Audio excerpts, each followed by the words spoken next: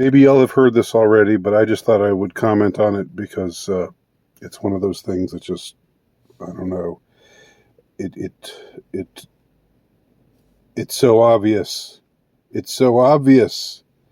Um, well, apparently the Centers for Disease Control are not going to make their data available on the you know what. I don't even like to say its name. I think the name of it has a talisman-like power, and it makes people start to believe in things that they shouldn't believe in. So I'll just call it the virus.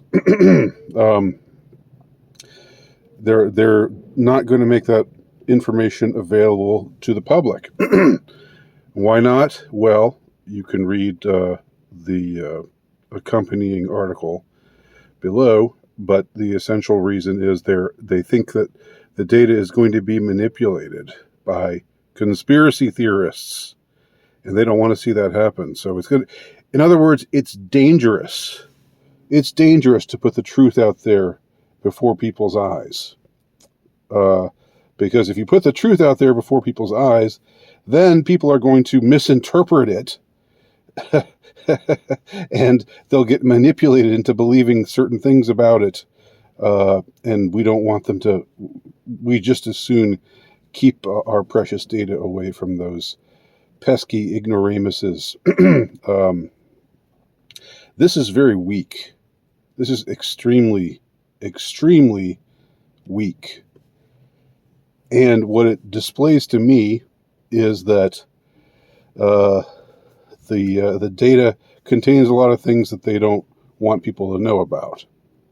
Because if it were otherwise, if things were on the up and up, if the data pretty much presented, the data showed that organizations like the CDC or the WHO or all of the global guardians of health, that everything that they've told us has been basically on the up and up, has been true.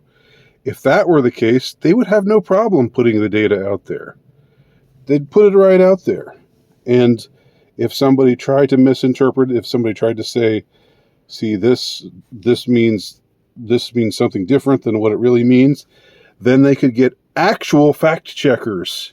I'm saying if the circumstances were that the data showed that things were on the up and up with the CDC and everything they've been claiming about the virus, then they could get actual fact checkers to say, no, you're wrong when you're conflating this with that, or X is not Y, and so forth and so on.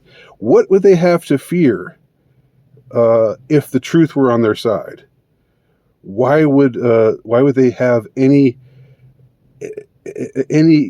compunction at all about letting us know what's actually in their book of data, unless that's not the case? Unless the case is that what we find in that data is that they've been lying to us, which we pretty much already know, don't we? But this pretty much seals the deal. This is the cherry on top of the shit sandwich that they've been serving to us for the last 2 years. If they're not willing to show us what actually the data they've actually compiled, if they're not willing to put that before our eyes, they're hiding something. You can bet anything that they're hiding something. And that's my interpretation anyway. What do you think? Let me know. Andy Nowicki, ultrarightnovelist.com. Check out my latest book, The Insurrectionist. It can be purchased from terrorhousepress.com.